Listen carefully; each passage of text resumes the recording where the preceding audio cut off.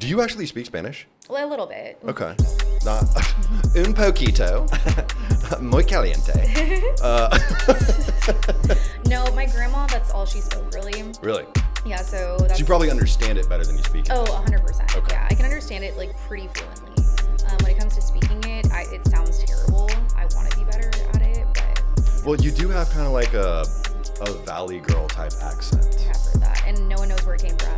Really? No one in my family talks like that at No, because all. you're from Corpus. They don't have that. Nobody. No, not a soul. Nah, that's more the Corpus vibe. But I literally do that too. Do you But, really? Yeah, Ooh. especially when I drink, I start to sound very like, yeah. Yeah, bro. Ew. Yeah? No. Come on, fool. My cousins are gonna beat your ass. please don't hurt me. Please, cousins, don't Yeah. hurt me. Guys, welcome to Friends with Davey. I am here with probably one of the most surprising, I guess, Instagram model, socialite, OF girl personalities I've ever met, Rebecca Ferrell. Rebecca, you're just an anomaly. Thank you. Truly. An enigma. You know, when we first got together to do content, I was like, okay, well, this is going to be just kind of the standard, IG girl, right? She's just going to be probably pretty vapid. Does it happen often? Gonna have to coach her up a little bit. What? Oh, man. Does That it happen happens. often? Yeah. No, because I typically stay away from those types of people. Okay. But when we initially communicated, I was like, there might be a little depth here. There might be layers to Rebecca. Trauma, yeah. And you, it's the trauma. Yeah, exactly. Well, a little smidge, yeah. Yeah. No, I mean, you've been through it. Actually, our lives kind of parallel quite a bit. It's kind of crazy, and I want to get into that. Agreed, because your life is played out in essentially 3 acts, right? You grew up poor and feral, Yeah, as it were. You became incredibly successful. I mean, wildly successful. Still feral. When you told me how much money you were making, I mean, I was blown away. But yes, still feral, very much so. Yeah. And now you're kind of at this, I don't know, like you've kind of moved into this new realm where you're a content creator, a podcaster, model a little bit, right? That's what you ask, yeah. So yeah, I was pretty surprised meeting you and actually talking to you. How much depth you truly have and how intelligent you are. Thank you. Honestly. I appreciate that. Yeah. And I feel like the way you phrased it was really nice as well. Because people in the past have been like, oh, like, looking at you, I wouldn't expect you to be smart. Or, before I met you, I thought you were going to be so dumb. And I'm like, damn. I mean, I get it, I guess. I don't know, but...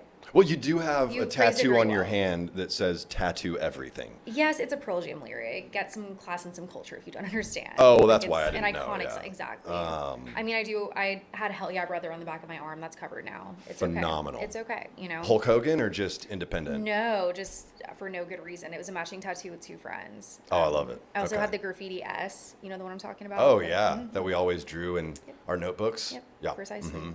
Anyways, they're covered now, so it doesn't matter. I'm a Good. changed woman. Good. But you are actually pretty intelligent. Thank you. Very well spoken. You've been incredibly successful before. So yeah, it's just a different vibe than the standard model aspiring actress type, Yeah. How smart do you think you are? Well, it's interesting because I think there's different types of intelligence, which we don't have to get into. But Sure. growing up, I was always in like honors and AP and stuff Okay. like that. But in my head, I thought I was smart enough to where I didn't have to study. Right. I should have, for sure. Okay. So I think I would have done a lot better if I didn't have like an ego behind my intelligence growing up, I guess. And then I think I would have known more so like how smart I actually was. But I think I'm like intelligent in the scheme of things. Would you consider yourself more street smart or book smart? Oh, I would say street smart because Yeah. honestly, I have crippling ADD. Okay. And that does kind of like inhibit my intelligence a little bit, I would say, at times. Yeah, the For IQ sure. might not be so high, but on the streets, boy, she is just a genius. I mean, both. I don't know. I think like if I had to pick, Okay. like for example, my brother is more like book smart, Right. than if you put him like in a bad neighborhood, like God bless him, he wouldn't know what to, Yeah, I'd just be So. like a little lost puppy. Yeah, poor baby. Well, I mean, you also had like a significant amount of trauma growing up, and I feel like you kind of have to toughen up, right? You got to get a little bit street smart. I mean, I 100%. certainly did. Yeah. But yeah, I mean, like I said, your life has kind of gone through three, pretty dramatic adjustments, right? So let's talk about growing Act up one, first. yeah. Act one. Let's get into it because that was one of the things that really shocked me.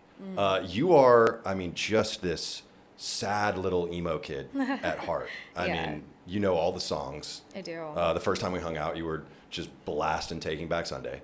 Sounds like something I would do. Yeah, no, for real. So what? How did you grow up? Like, what did that look like in baby Rebecca Ferrell's life?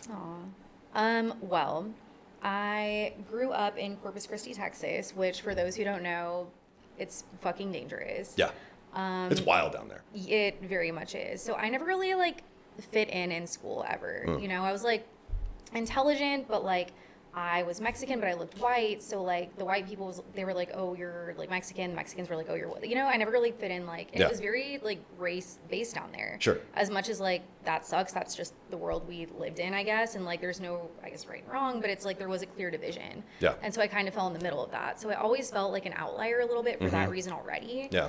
And then the things that other kids enjoyed, I never really did. I was telling you a story on the last podcast we just did, and I was sitting next to the playground. Other kids were playing. My dad turns to me because he was chaperoning or something, I don't know.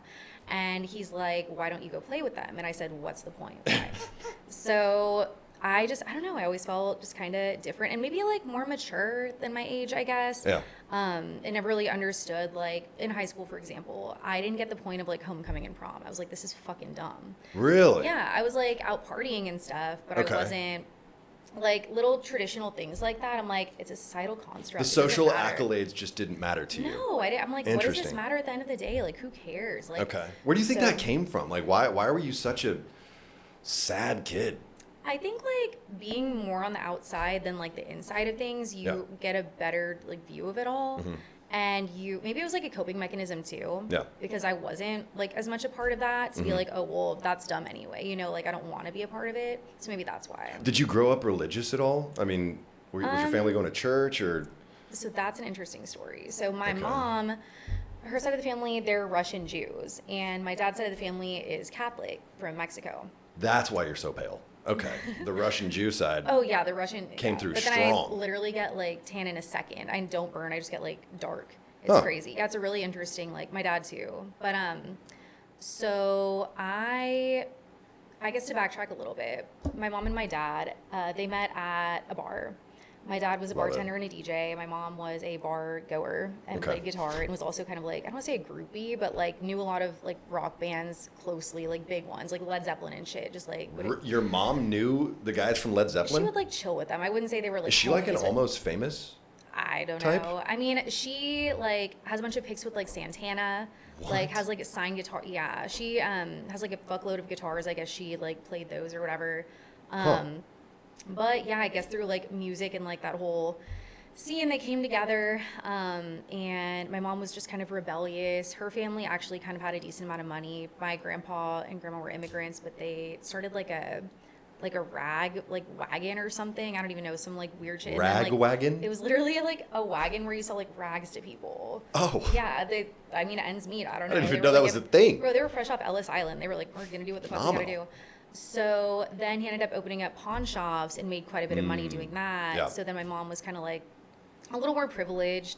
And then my dad, not the case. His Right. mom was a single mom, 12 kids, in the housing projects. And, they just met and she was like, oh my God, he's a bad boy. And he's she's crazy. Yeah. Yeah, and the rest is history. So they kind of got together. He wasn't religious. He always kind of questioned everything Okay. a little bit. I don't know how to describe her. She, I guess just kind of blindly believed most of the stuff that she was told when it came to religion a little bit. Maybe that gave her more faith and that there was a deeper reason for that. But she always told him the only way that they could get married is if he converted. Oh, So, wow. yeah, well, that starts the beginning of a whole controlling little saga. She's a real interesting character. But so he ended up converting. Yeah, you have to. Yeah. To yeah. get married in Judaism, yeah. It's required. Which, I mean, to each their own. But And I- technically speaking, you are Jewish because it's passed down the from story's the not mom. done. Trust. I'm like, oh, you just wait. It gets Oh, so much, my yeah. God. Oh, you just wait, girl. Until I had a bat mitzvah. What? Yeah, not kidding. I had to just wait. My lore goes so deep, you don't understand. Unreal. Like, yeah, no, the lore is that's why when people tell me like you've lived so many lives, I'm like, y'all don't understand. So my bat mitzvah era, Yeah. I grew up, didn't feel like I really fit in, whatever. I ended up like making some friends who were like little more tomboy kind of. Yeah.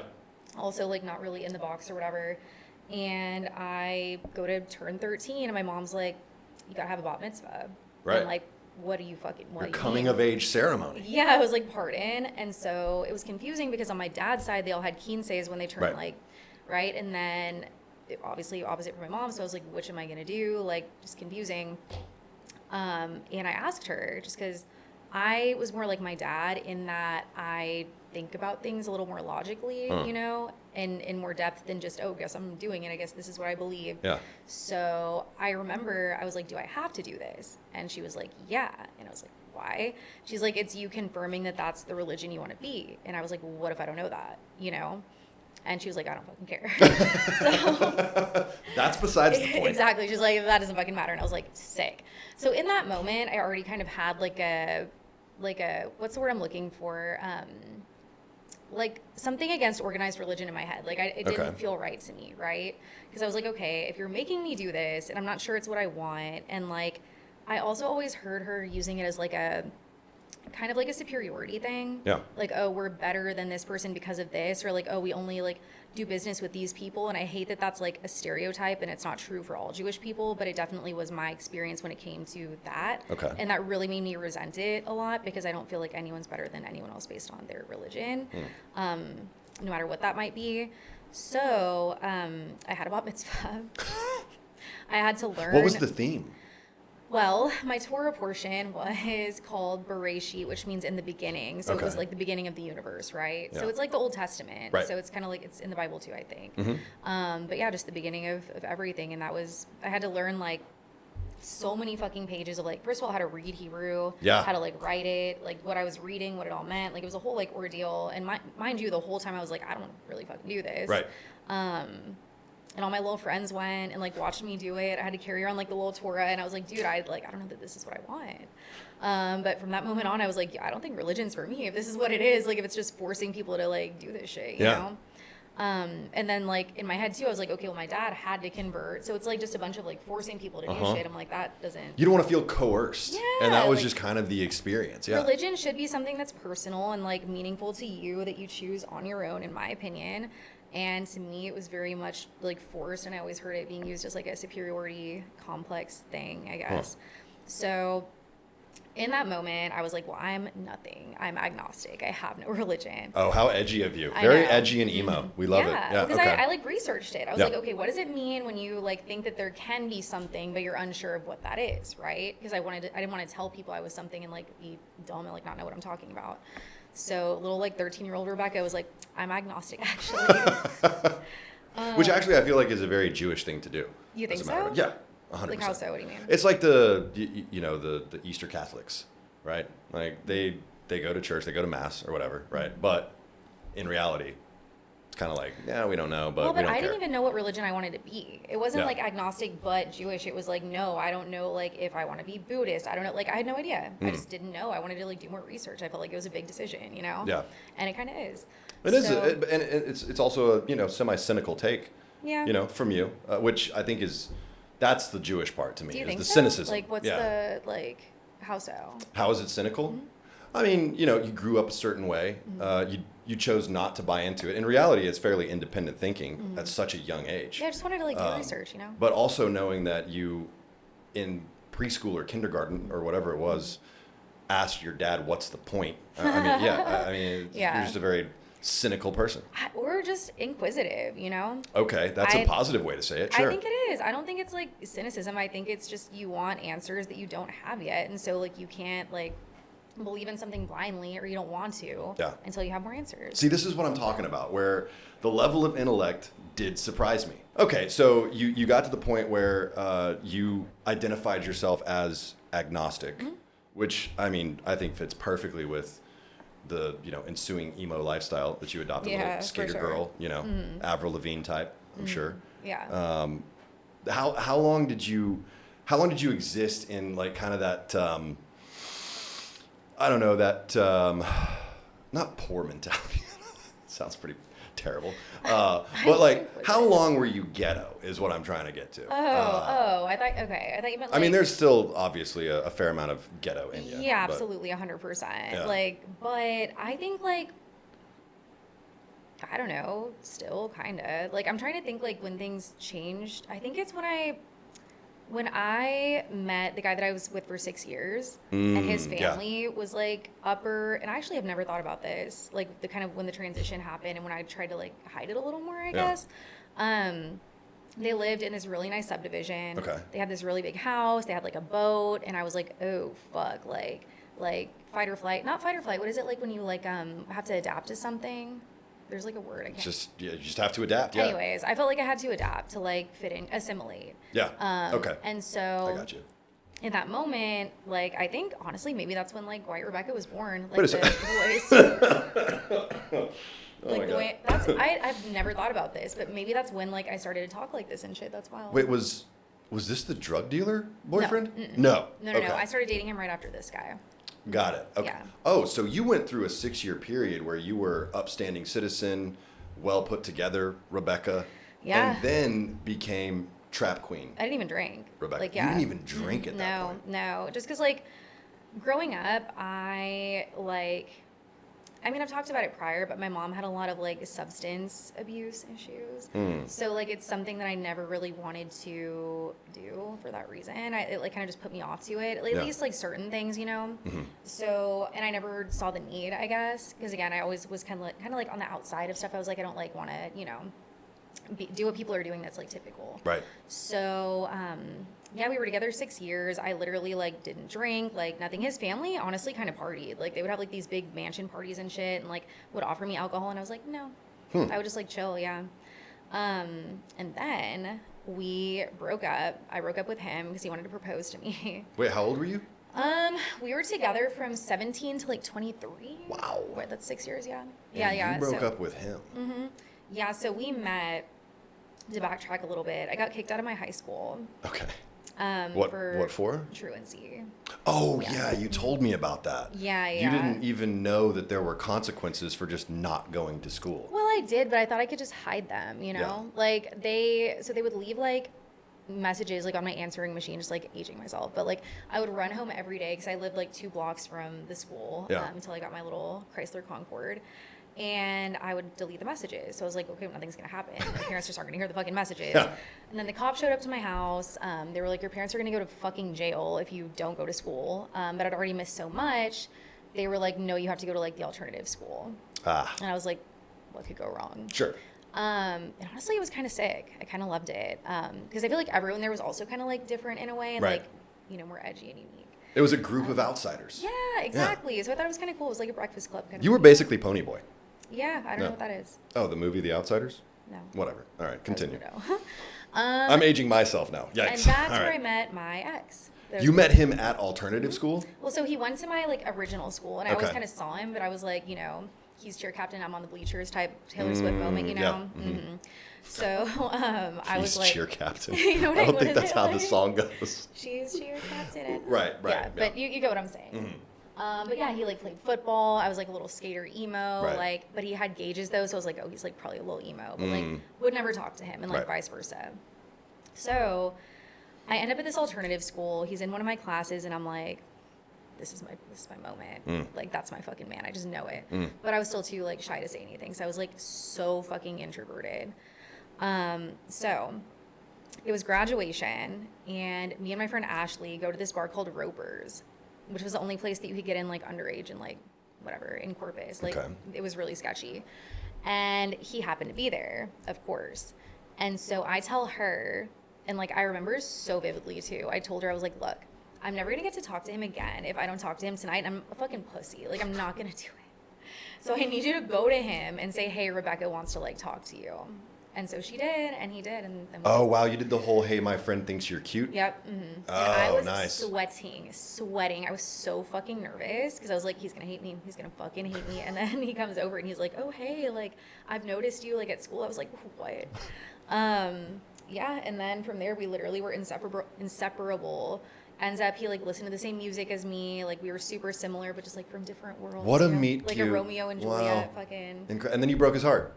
Yeah. Yeah. Well, okay. So after 6 years, you kind of like grow apart. You grow up. Sure. You know, like we were babies really when we started dating. Yeah, high school sweethearts. I mean, Yeah, like well, kind of like graduation, but pretty much like 17 to 23 is a big jump, especially for like you know a guy in, like I don't know. So,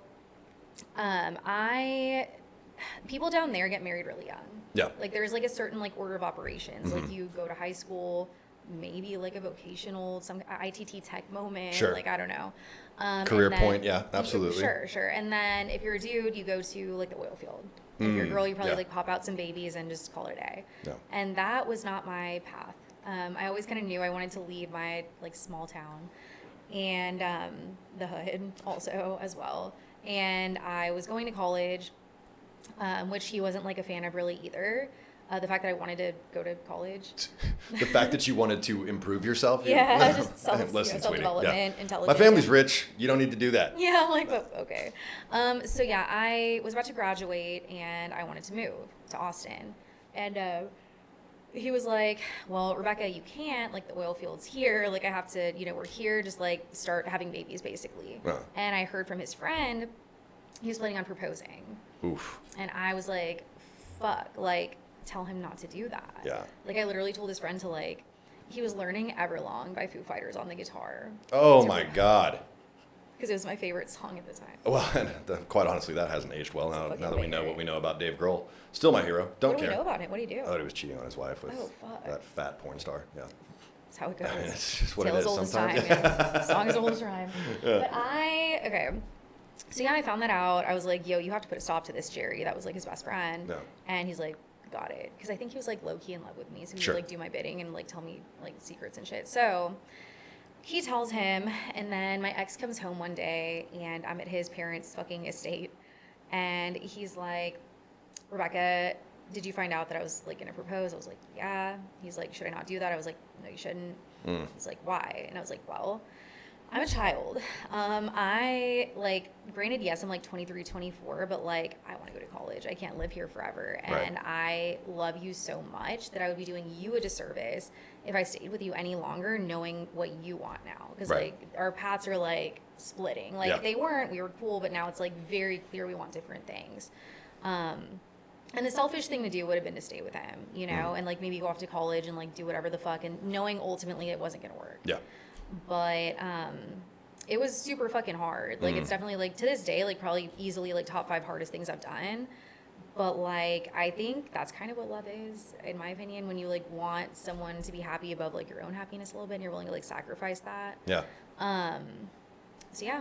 That was time number 1 that I was in love, though. Oh, that was that was your first love. For sure, 100%, Oh, God. dude. How and then brutal. yeah, so then I broke it off with him, and I go out to mend my little emo broken heart. Yep. And who do I meet at the club but love number 2, the drug dealer? Unbelievable. You went from this like high class, well-to-do. They weren't necessarily. They were like hillbilly rich, kind of. You know, Oh, like okay. they were like very wealthy, but they were like mudding and shit. You know. Yeah, so yeah, it was yeah. like, but yeah. Okay. But you ended up with a drug dealer. Yes. Wow. I mean, do you think the reason that you ended up with this guy was just to completely separate yourself from your former life?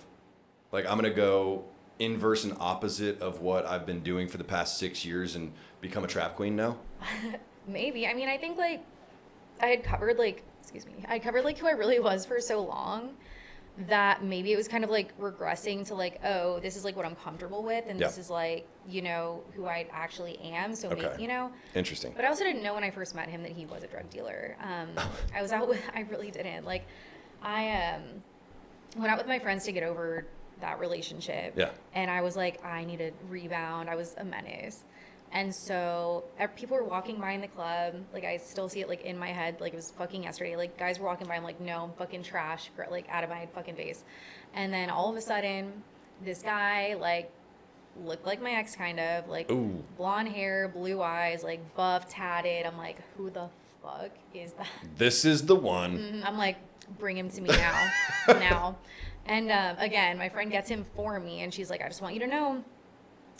Cage is cool, but he's reckless. Said that verbatim. His name was Cage. He wouldn't care if I said it, but so. Which, I mean, obviously he's reckless. That sealed the deal for you. Well, yeah. And honestly, I was like, oh, a challenge, perfect. So he comes and sits next to me. I'm like, I had just started doing blow, so I'm like geeked out of my fucking mind because I'd never done it before. I was just spiraling. Yeah. Like, I think that was one of the first times I ever did it, too. Really? Yeah, and he sat by me, and I remember he told me, he's like, I am a tutor, like a math tutor. I have a husky, and I'm a drug dealer. Like, matter of fact, I was like, haha, yeah, sure, whatever, because I don't know. You know, I just got out of that other relationship. I'm like, sure you are, bud. And we were both so coked out. We sat in this booth at the club doing organic chemistry equations because he was a chemistry tutor, and I was in school for pre-med. Yeah. Yeah. So like literally like just geeked out of our fucking minds, just writing like OChem shit to each other. We're like, that's so cool. Like, you know how to, yeah, insane. We're like, oh my God, like very different experience from my cocaine endeavors. Yeah. Yeah. Well, it gets worse, but Okay. that's how it started. We were like, oh my God, we have so much in common. We should like start a business. Like, There we go. There it is. Yeah. But no, like we just vibed, and then from there, I spent more and more time with him until I started staying at his house, which I then eventually found out was a trap house. Yes. So Isn't that fun? isn't it? It was. How did you not realize like they're selling drugs out of this house? I was honestly like, regardless of how I grew up, I was still innocent. Like, Yeah, I didn't do okay. drugs or anything like that. Like, I'd seen it like adjacent, but I'd never like been a part of it aside from like kind of what I saw with my mom. But Yeah. it wasn't like the same, you Okay. know. Like, I saw like how it affected someone, but I didn't see like the dealer side of it really. Right. But my dad kind of kept me away from like that part of like his like life and family and stuff. So, yeah, I remember one morning I walked out and I saw the dining table and it was just like covered in like pills lined up, just a whole fucking cornucopia of shit. And I was like, oh, he wasn't kidding. Oh, that was well, real. All yeah, right. I'm like, oh, he meant that. Damn, I guess at least he was honest. Yeah. Yeah, and from that point on, it just kind of there was like a party there every day, like morning to night. Obviously, like people come from like uppers and downers. Like there's always like a revolving door of like just partying there. I had some interesting fucking people. Weirdly enough, one of them hit me up like days ago who I hadn't talked to in like 10 years. Oh, really? Really random, yeah. But I also saw him go from the person he was, which was like a sweet little tutor, so fucking smart, brilliant, to like a drug addict. And that was like one of the hardest things I've ever fucking seen in my life. How long did that take to watch that progression? I would say it was noticeable after about a year. I was with him for about 2.5 years. The second year was like just fucking insane. Like he was just like an addict, you know? How long were you in that relationship? 2.5 years. 2.5 years. Okay. Yeah. So yeah, the first year was like okay. And I, again, didn't really know like certain signs, I guess. Like some nights he like wouldn't come home, or like he'd be out like playing a video game in the living room without sleeping for like a whole night. I'm like, how is he not like, you know, it didn't really like click. And there was this older guy in the house, like slightly older than us, and he had just been through a lot of shit. Yeah. His name was Easy, and that's actually the one who hit me up the other day. Really? Yeah. And Easy. Yeah. Nice. Dude, he got me through some shit. Like, bless that man. But he just kind of like filled in the gaps in my head because I literally was just innocent still. Yeah. And ends up he was doing meth, he was taking like Xanax, just like a whole like fuckload of shit, where eventually, kind of similar to what you said, he OD'd in front of me. Which was insane. Yeah, I had a whole seizure. That was nuts. And it was just me and him at home at the time, so that was like insane.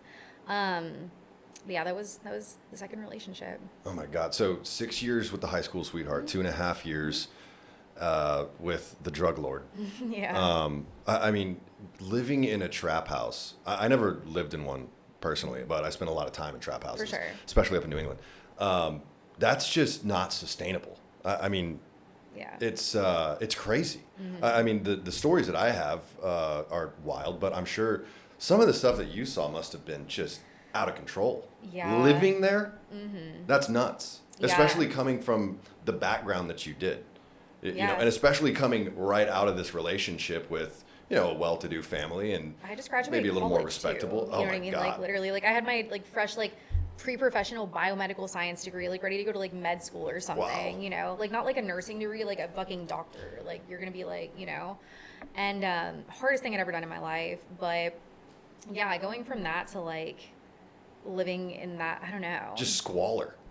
Kind of, yeah. I mean, I don't know. It was kind of a trap home. Oh. We cared for each other, I guess. I don't know. But A live, laugh, love trap house. exactly. Love it. With Okay. just drugs.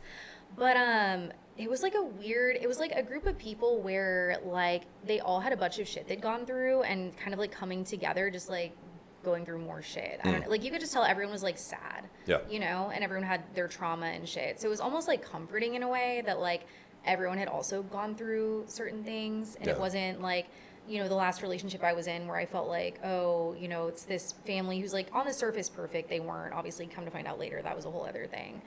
But yeah, it was just kind of like refreshing a little to Sure. feel like, okay, these people like have gone through some shit too. Almost like you've found your tribe. Like a sense of little bit. community. Yeah, for sure. So like, but over time, you know, started to, like I said, not go great. But I'm trying to think of like some of the craziest things that. Well, you told me a story about your ex went to jail. Oh yeah. And there was a whole traumatic event that happened there. You wanna talk about that? Yeah, so he went to jail. Yeah. He always told me, like, hey, if I go to jail, Yeah. I'm stashing money around the house in socks. Told me where they were, the trap queen that I was, Obviously. of course, and told me, like, the bail bond place to go to. So this one particular time, we couldn't bail him out for, like, a while. I don't know if it was, like, a holiday or, like, maybe he had, like, a certain amount of charges where, like, he just had to wait a little bit. So it was, like, weeks through New Year's, I remember. But one of his friends basically like made it seem as if they just wanted to like take care of me while he was in there. Yeah. Turns out they wanted to date me, but I was like, I'm not going to do that. But I still hung out with him. I guess just it was like comforting. I don't know. Sure. Like it was like a weird time. I mean, you're holding it down, but your man is in prison or jail He or bought whatever. me a Yeezy or two. You know, I never hooked up with him, but like he was really trying to win my affection. Okay.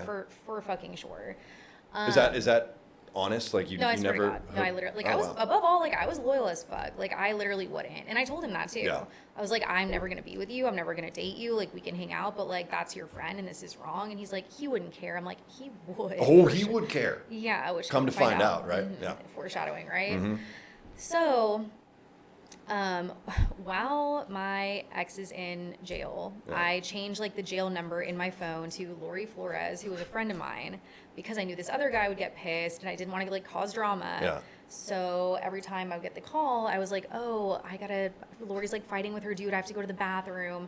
And I would like meander my little way to the bathroom and talk to my ex who was in jail. Yeah. So finally he got out. And there was a party that night, and I decided to stay home, be a little child of God, be Sure. good.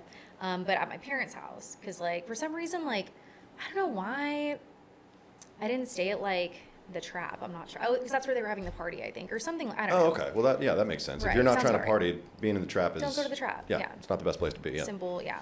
So I was at my parents just napping, and I am awoken to calls. My phone's just blowing up from my friends, from both of them. Turns out my ex, freshly out of, prison, the other guy, I guess, mentioned my name or something. Or one of them, I'm trying to remember which. I think, like, my ex said something about me, and the other guy got so mad that he, like, pulled a shotgun on my ex. And my ex is like, that's my girl, what are you doing? And the other guy's like, well, like, it's gonna be mine, or just something crazy. What? It was a whole ordeal. So I'm like, that's not chill. That's not good. What am I to do? I don't know.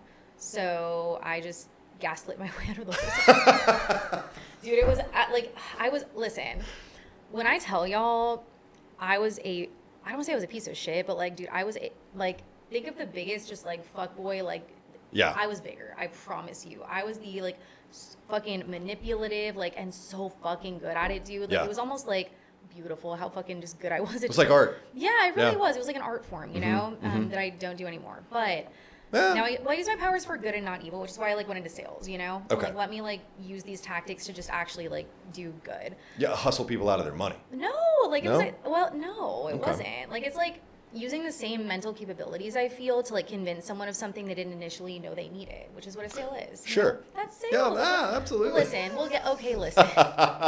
Not getting You didn't canceled know for- you needed this, but now you're That's- convinced. Who needs a Maserati, really? Like, you go to the dealership and, like, they upsell you on that's sales. Like, you Yeah. gotta eat, you get a car, it's like, whatever. You know, growing up in a cult, like what you're saying right now is kind of triggering, honestly. Oh, God. I feel like maybe you're just a cult leader and you haven't accepted your final form yet. I don't have the energy for that. Oh, no? No, I don't. Okay. People just, at this point in life, nah. Maybe back then, not now. I don't right. have time to have, like, people dependent on me like that.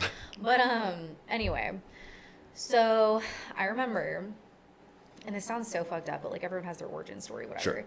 To my friend Ashley, was like, who is most easily manipulated out of these two men, right? And that's how I'm going to diffuse this. So I call Chris. Your ex? No. Oh, no. No. My ex he was pretty smart at the time before drugs fried his brain. Yeah. And I was like, look, you know, honestly, the only reason I did all this is because I'm scared. I'm scared of my feelings for you. I didn't know how to handle it, so I ran away. Oh, my I shouldn't God. have done that. And I'm so fucking sorry. And I'm like, I've never said this to you before, but I love you. You went there? Mm-hmm. Oh, my God. Tried to. And he's like, I fucking love you too. I'm like, I knew it. Fucking. Oh, my God. This poor... And he has no idea what's happening. To be honest, like, he ended up being, like, a psychopath who, like, beats women. So, like, Oh, did I well, cause you that? know what? Oh. No. Wait a minute. Like, Did you trigger his villain no, arc? No. There's no excuse. It's possible. For that, guys. Well, There's no. no excuse. Okay, No. good point. This guy condones abuse. However, no, I'm kidding. No, there is no excuse. You're right. No, but I think, like, here's the thing. With him, he was always kind of crazy, but, like, I just wouldn't tolerate it, if that makes sense. Like, he would try to, like, buck up to me sometimes or talk shit, and I would literally, like, God, I was so, like, ratchet. I would literally, like, I had these long-ass nails, like, longer than now. Like, and I would just deck this man and literally snap off my nails, and, like, we would, like, brawl. And he was scared of me, so he literally, like, would never, like, it was a different time. You're just... I'm like, if you want my fucking lord. You're going to beat the brakes off this dude? Well, Before he could beat the brakes off of you, though. He was fucking 6'5", like, but it's like, it's a matter of like, you know, you go to prison, you get like jumped in sometimes, and to True. earn respect, sometimes, this sounds fucked up, and it is. I'm not gonna say it isn't, but the thing is, like, if I were just like to cower and be like, oh, okay, babe, like, you would have fucking killed my ass probably. True. So, and people are probably thinking, like, why not leave? It's not that simple. Like, we were in the same friend group. He knew where I lived. Like, Yeah. it's just, it's a whole thing down there. Just, Yeah. it's, if you haven't been there, you can't speak on it. But Oh, Corpus is, it's its own little world. 100%. I'm not a huge fan. Nor am I. I mean, Yeah. I love it. It's my hometown, I guess. I have the little 361 tattoo. Oh, my God. Yeah. Like, see that guy? I actually got that right after a shooting. You can take the occurred. girl out of the hood, can't take the hood out of the girl. Yeah, no, I got this in a tattoo shop, like, right after someone had just gotten, like, killed in there the day before. It was nuts. Yeah, it was. In the tattoo shop? Oh, my God. Okay. I'm like, are they going to return the scene of the crime? Anyways, but it was a free tattoo, so. Love it. Anyways, yeah, we would just, like, brawl, and so he was just kind of scared of me. So for that reason, I feel like I was like, I can manipulate him a bit. No. So after I did that, I was like, okay, now to tackle the other ex, whatever. Yeah. So I did, and at the time he was in a halfway house. Oh, my God. Because he had just gotten out, but I think it was, like, substance related. And I was like, look, I was lonely, I was scared. You know, what am I to do? I trusted him. He was I'm your just friend. a girl. Yeah, he was your friend. I guess he's not. Yeah. I guess now we know not to trust him. Fuck him, right? Right. Like, hate him. Yeah. Worst. So it fucking worked. You successfully manipulated both of these men. Yes. And you're in the clear. For a while. Okay. Okay. Now this was how far into the relationship? Kind of the beginning of the end, I guess. This was Okay. probably like, how long was it? Like 2.5 years? I would say like,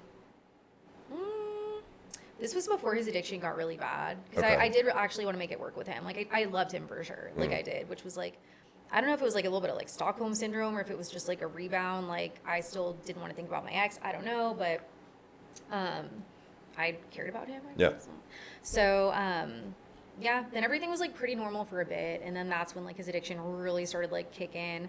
He stopped like going to school, he stopped like going to his job. All he did was like hang out with these little friends who were just terrible, like fucking hated them because they would always like encourage that shit. Like they weren't the kind of friends that like were like, oh hey, you're probably doing too much or you should probably like chill. He alienated himself from all of those people, obviously, because that's what you do in addiction, right? The people who are going to talk sense into you, and then you surround yourself with addicts. People who will co-sign your behavior. Exactly. So, and I wouldn't. So in turn, he started just disappearing and shit. So, I think I like brought this up earlier, but the like one of the last things that happened, aside from him just getting very like aggressive and shit, and that's when I was like, this is like actually dangerous to me. It wasn't like, oh haha, me and that guy would like fight. It was like, no, like I'm probably gonna die. One day he like comes home and he like goes in the living room. I'm about to leave and like get food. And I just hear like, I don't even know how to describe the noise, but basically he was having a seizure. And I found out actually like this year, like why. But I guess what he had done is he was in such a deep like addiction, he didn't really feel like Xanax or anything anymore. Right. Yeah. So his friend's mom had cancer and they stole her like cancer pain pills and took those on top of everything else they were already doing. And he literally like fell to the ground, like seized, throwing up blood everywhere. Like I thought it was like a dead body. Oh my God. Like, my lore's kind of dark, guys. Intense. Yeah, I know. Yeah, it is for sure. So anyways, I'm like screaming. I'm like, what the fuck? I like put him on his side so he doesn't like choke on his throat. I'm like thinking of like everything I knew to do. Trafficking behavior. Yeah. Real, you knew. Thank you. But yeah, I was fucking terrified. Like, then I hear a knock on the door. And luckily, it was two of his friends who were coming to buy drugs who knew what to do better than I did. I still was like pretty like, I don't want to say innocent, but like I'd never seen an OD or anything. Right. So they were like, we thought you were yelling at him because y'all were fighting. I'm like, no, he's dying. Like, come help me. So they did. We took him to the hospital, refused to get checked in. Right. And from there, it was just like really fucking bad. Like he was like always missing and shit. And I was like, dude, I can't do this. Then the very end of that, not to make the whole episode about my relationships, but the very end of that was he begged me to go to Dave & Buster's with him in San Antonio because that was like a big trip. Okay. To San Antonio. And he's like, please let me make it up to y'all. At Dave & Buster's? D&B's. Wow. That's like the apology tour is I know. Arcade games and a golf simulator. Fantastic. Realistic, maybe. I don't know. Okay. So we go to Dave & Buster's. And I'm like, look, like, to me, that was like closure. I was like, I really don't think this is going to work, whatever. So he's like, he starts doing drugs because he notices, like, I'm not going to, like, concede. Like, I'm not going to get back with him. The drive home, we're driving my busted, like, old car. I'm driving because he's obviously on fucking drugs. And this man wakes up and goes berserk. Like, we're, mind you, middle of the night, like, middle of nowhere, dark road, no one around us. Starts, like, trying to, like, swerve the car off the road and shit. Just crazy. I'm like, holy shit. Yeah. So, like, very long story short, miraculously, I end up being able to get the car to a gas station. And this, like, tiny little, like, gas station attendant girl who's, like, 4 foot tall, like, ends up protecting me. So that was kind of crazy.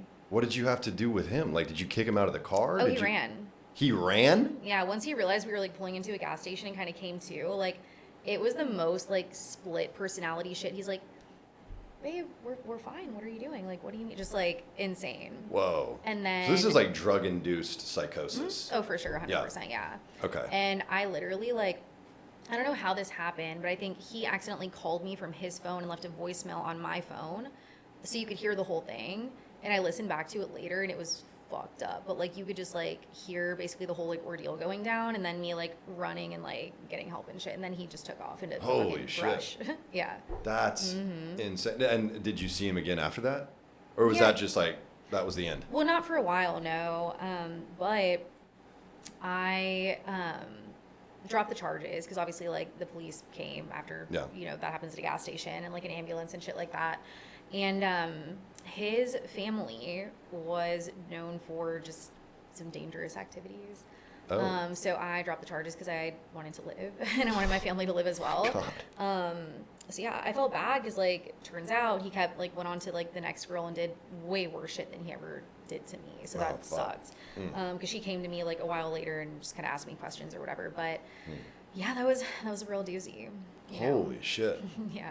So you go from the trap queen, and I mean, I already know that at this point you kind of turn things around and you become.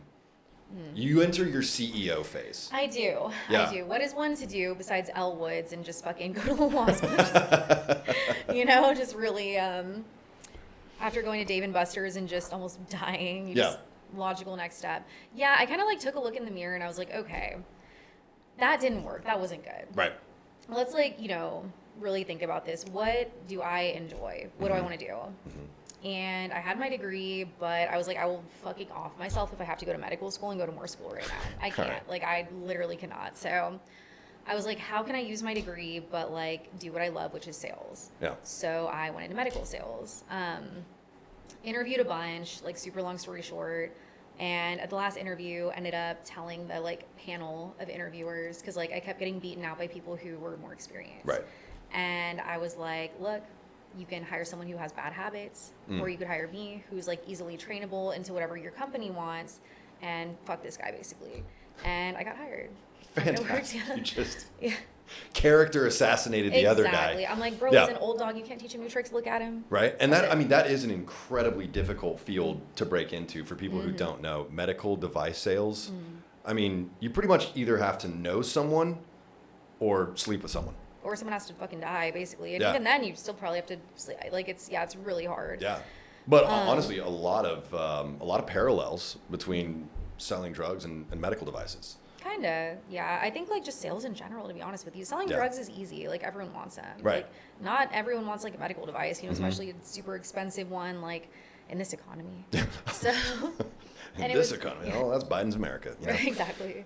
And it was just cold calling too, like door to door kind of. Like we'd have to go to the office, set an appointment, like get past the gatekeeper, which is like the front desk person, the office manager, whatever. Bribe them with treats. Yep. Yeah, right. Somehow get to the doctor. Like it was fucking hard. Yeah. And I was doing well, but like again, I noticed there was like a ceiling, which I hated. And every time I had like a new idea, they were basically like, shut the fuck up. Yeah. They had this like giant book. It was like this big, like giant, like looked like a fucking Cheesecake Factory fucking menu. Nice. And that was like all the like pitches. Just they wrote that back in like the 70s. The sales manual, sure. Yeah, no. And I was like, this is fucking, I can't do this. Like no. So what better to do than door-to-door sales than just leave medical sales to my parents' utter disdain and just go sell alarms door-to-door.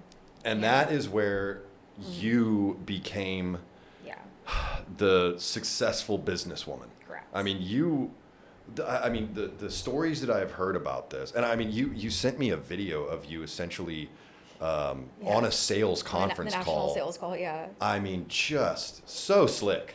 Boss bitch mentality for sure.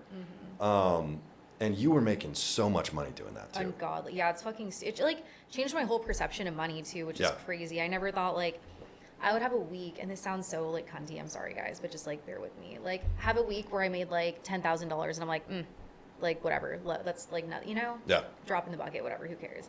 But it's like, I don't know. It's like I almost forgot how to be like grateful even. So it was just so much at once that I never had before. Right. So, but yeah, basically like that story in a nutshell is I left my med sales job one day. I remember I stood outside my car and I started crying, and I was like, I will literally actually jump off a fucking bridge if I have to like do this for the rest of my life till retirement. Yeah. Like not a chance. Like building someone else's dream and career, just couldn't do it. So I called my parents and I was like, I'm fucking quitting. Like, I just want to, like, give y'all, like, the service. Like, they didn't support me or anything, but I was like, I just want to be honest with you guys. I can't fucking do this. And my dad's like, you got to stick it out. Like, you'll start to like it eventually, da-da-da. And I was like, Your DJ dad was saying stick with no, but he ended up going to dental school and, like, making, like, he, when I was a baby, okay. What? So, your dad became a dentist? Yeah. He was my little inspo. That's crazy. Yeah, no, literally, like, first one in his family to ever go to college. Basically, when he found out my mom was pregnant with me, he was living in a trailer. Yeah. With like a hole in the like ground. Like he would talk about it, like raccoons would like run through it and shit. Like it was fucking bad. And he's like, okay, well, I can't like bring a baby to this environment. So he Elle Woods it too. He literally was like, literally Incredible. fucking student loans, like working like hella jobs. Like my mom worked, just everyone like grinding, just poor as fuck. Yeah. And then after, I don't know how many years that takes, like a while, he graduated. Then he had to like work under another person. So like we were like poor for like quite some time. Yeah. And even then, once he started to make money, like he had to like pay back all his shit, and like Yeah. so it was a while. But still, I mean, he did it, and that's what matters, you know. And like for me, I saw door to door as like a much faster route of doing the same thing, but like with the traditional mentality, it's like no, you should stay in a job where there's a salary, even if it's like 30 grand a year. It's still more safe than a 1099 where you're knocking doors, you know. So I understand his worry, but I told him, I was like, you know, every time my gut has like told me to do something when it comes to my career or whatever, I'm not wrong. Yeah. And I know this is the right thing to do. So I quit my med sales job, went to the first sales meeting for door to door. I walk in, people are doing blow on the table, literally like taking Adderall, like with energy drinks. It was fucking unhinged, but I was like, this is where I need to be. Yeah. Like, there's no ceiling here. Like, I know for a fucking fact that I can do whatever the fuck I want and like actually like know if I know what I'm doing. So. Yeah. So you built this empire in the door-to-door sales industry. I mean, I think you told me you were making something crazy like 60 grand a month at one point. A week. 60 grand a week. Holy shit. Yeah, like not every week, but yeah, there were weeks for sure. It was ranging anywhere from like on the low end 25 to I would say like 60 to the high end maybe like almost 80. Oh my God. I mean, that's I know. That's more money than most people see in a year. And it literally sounds like I'm lying because like when I first started, it's very easy to doubt. Yeah. Right? Like the first meeting, like I said, that I walked into, they explained the pay structure and is it MLM-y? Kind of. But for one sale, you could make $800 and that's all I needed to hear. Yeah. Right? I was like, perfect. You could make less or more based on like what you sell the package for, but I was like, I can make $800 from selling one fucking person. Like let me go. Like put me out. Like put me in the streets. Like let's go. And yeah, so I remember like when I first started, I was like knocking in the rain, in the snow, like every single fucking day. Like people were like screaming at me, telling me no, but I was like, no, I just knew I was gonna make money. So well, and let's just put that in perspective for a second, because let's say you were averaging 50,000 a week. Let's go. And mind low you, this end. wasn't initially. This was like when I had my team and like had Right. built like Once you had built the actual empire, but 50,000 a week, we're talking about $2.5 million a year. So going from this, I mean, abject poverty childhood to $2.5 million a year, which, mind is you, insane. after taxes, guys, which I did pay, it was like it was 1099. Like it was not, Well, and that was not every week either. So to be realistic, well, I mean, we're just going to average it out, right?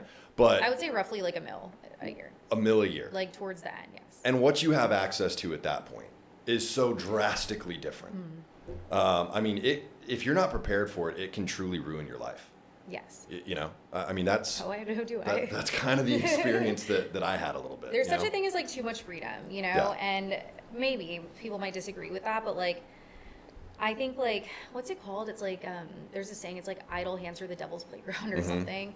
The CEO of the company said that on a call one day, and it really resonated because like when I was like going the craziest and like partying the most, it was with people making a fuckload of money, just like endless resources, like you don't really care about consequences because you know you can fix it if it happens. So it's like there isn't really like a reason to not, I guess.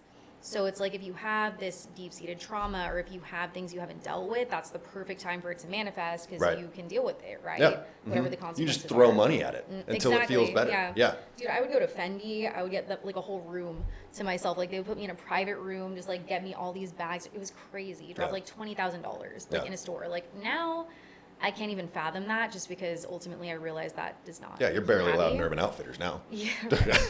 Well, like I just realized it doesn't like bring me happiness. It does like momentarily, like it's a like immediate like fix, kind of like drugs. It's a drug, yeah, exactly. But you know, at the end of the day, you go and you sit there with your fucking Fendi bag and you're still sad because like you know, got to figure out why. But I'm sure you had some good times, and I've heard some of the stories, partying in Dubai and Ibiza and all this. I mean, like tell me like your craziest party story when you were making this crazy money. Lord, I just there's so many from even before that too, like in Corpus. Like we would always like go to the strip clubs down there me in like the champagne room and stuff like that.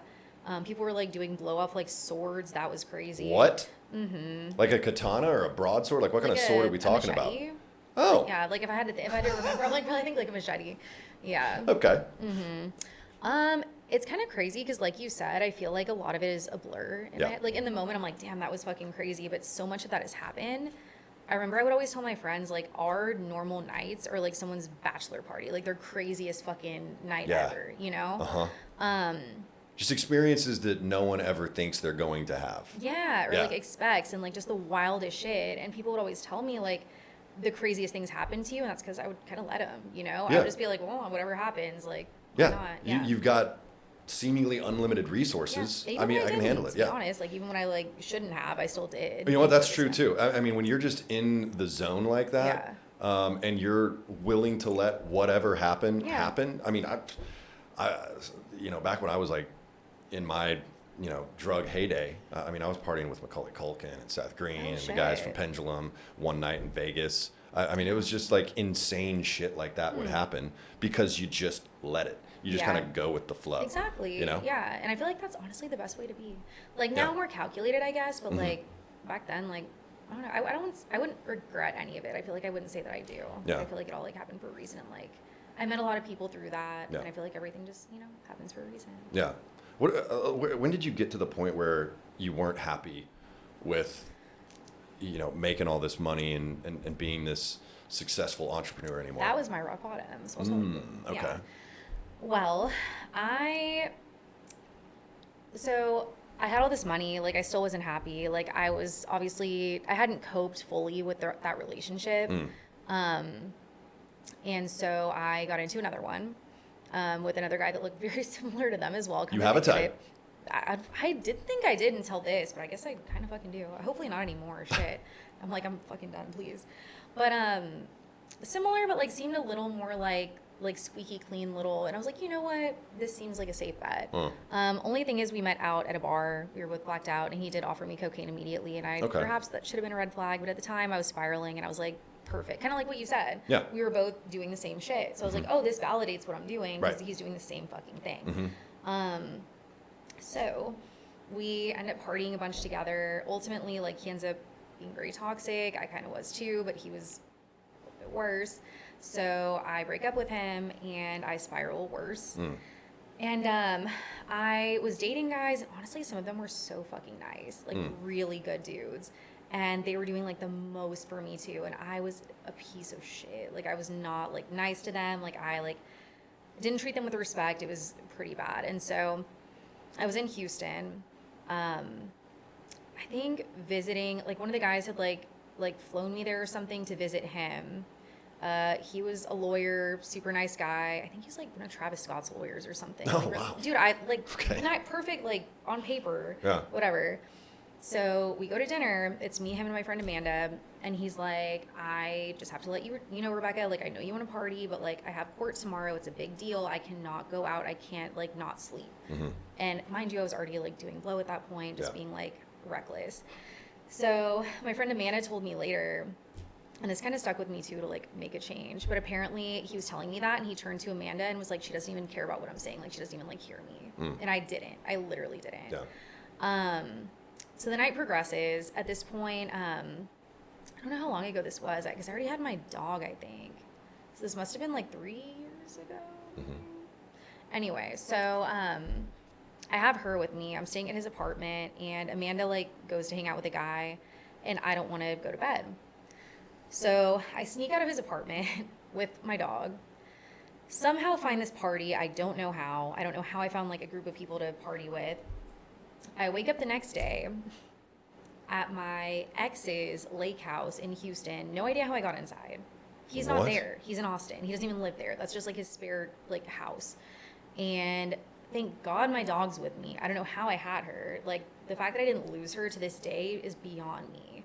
I literally have just like drug like residue all over my face and shit. I look terrible. So I get up, I look in the mirror, and I just like look at myself, and I'm like, what, this is fucking disgusting. Like, is this who you want to be? Like, you're so much better than this. You're smarter than this. Like, what the actual fuck are you doing with your life right now? And then I got sober. Like I stopped Really? doing drugs. Yeah. Mm-hmm.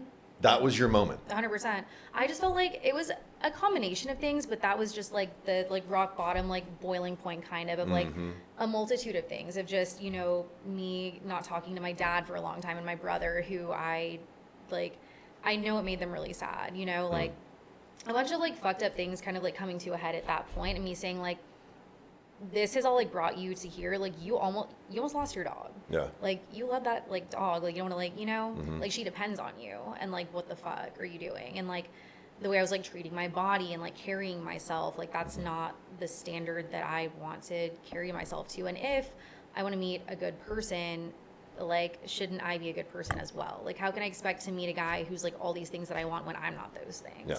You know? So it was a combination of all those factors. And then, I'd also stopped working for a little bit just because like I was in addiction, you know, and blown like a fuckload of my money that I made selling alarms. And then I went back and I had my little victory arc. And that's when I like started making a lot more money than I had prior because I was obviously not doing drugs. Right. Yeah. And yeah, so that was kind of how that happened. Wow. Yeah. Wow. Okay. So you hit this point where you know you've got to make a change. You get sober. Go back to selling alarms. But I know at some point it kind of hits you because you know, we kind of share this where it just wasn't doing it for you anymore. Yeah. Making the money, you know, having all of this cash just didn't carry the same level of fulfillment that it had previously. Yeah. And that's kind of what brought you to where you are now.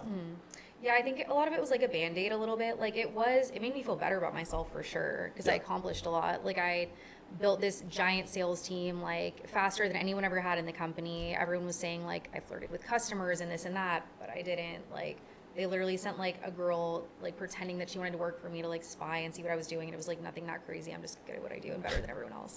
And so humble too. Exactly. Yeah. Exactly. Just my favorite trait about myself. But no, I think like that made me feel better and it definitely showed that I was worth more than I like, you know, felt when I was having that rock bottom moment. But I realized like I hadn't dealt with a bunch of the shit that had happened prior. Yeah. And that was still there no matter like how much shit I bought or how big I grew the sales team.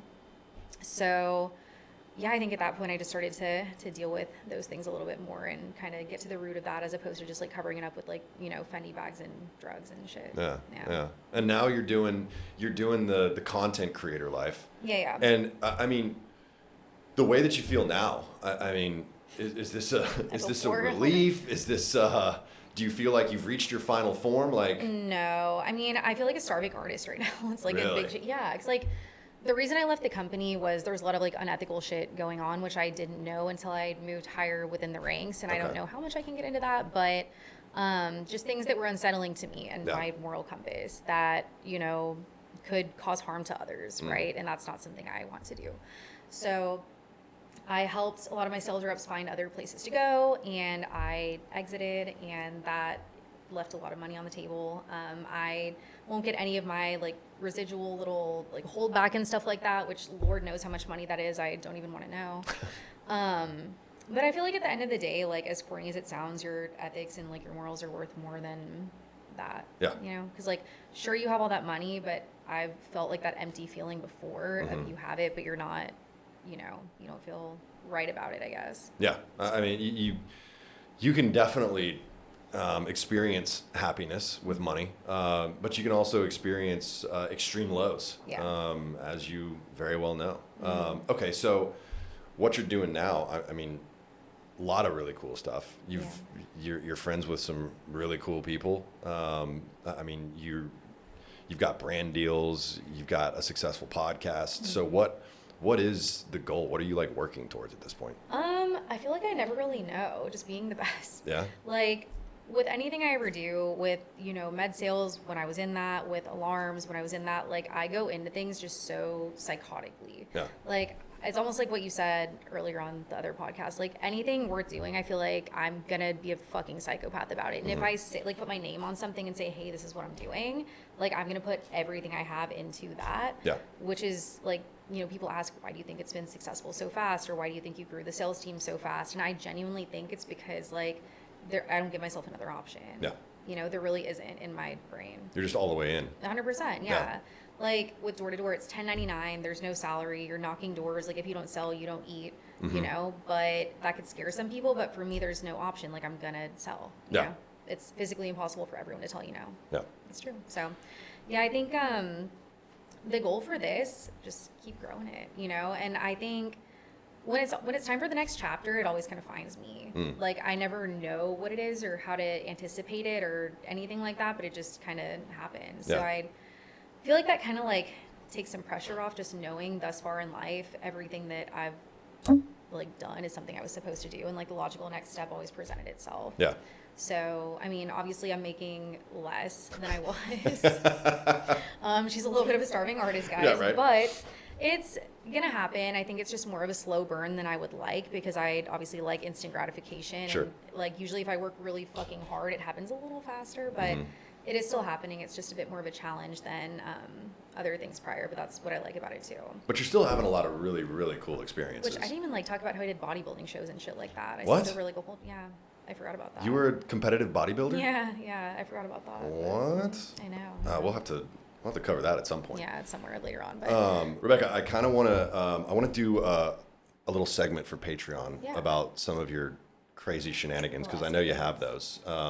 So if you would like to hear more about Rebecca in a slightly less filtered platform and less depressing. Well, I don't know. Hang on. Head over to Patreon. Check out Rebecca Ferrell on Patreon. Well, I mean, it's technically going to be Friends with Davey on Patreon, but it will be a little bit more with Rebecca Ferrell. So let's wrap up real quick, and if you could tell everyone where to find you online. My Instagram is rebecca.tx, and on there you can find my podcast as well, which is The Alternative TV. It's all linked in my little link in bio, and all my other links are as well. Fantastic. So rebecca.tx, and all the links are in there. Guys, check it out. Follow Rebecca. Please like, comment, and subscribe. This has just been a whole experience, Rebecca. Yeah. It's we both been trauma dumped. a blast. Yeah. I feel like we've trauma bonded quite a bit. Yeah, probably so. Like I said, there's so many parallels, just in different ways. You know. For sure. But yeah, 100%. I mean, we're gonna make it. We're gonna be all right. Okay. Yeah, it's all gonna be fine. Her voice just gets higher. It's okay. The octaves progressively. All right. Only dogs can hear it at this point. Oh God. But thank y'all so much. We'll see you next week. We love you.